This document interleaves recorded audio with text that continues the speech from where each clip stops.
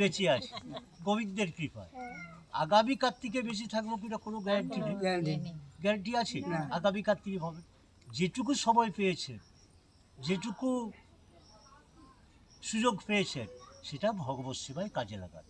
এই জীবনে যে যত ভগবত ভক্তিময় কর্ম করবে, যত বেশি স্বীকৃতি হবে, ভগবান কেন্দ্রিক যত কাজ হবে, ভগবান কেন্দ্রিক, তার ভক্ত কেন্দ্রিক, এই ক্রিয়াকলাপগুলো পরজন্মের পথ করে দেয়।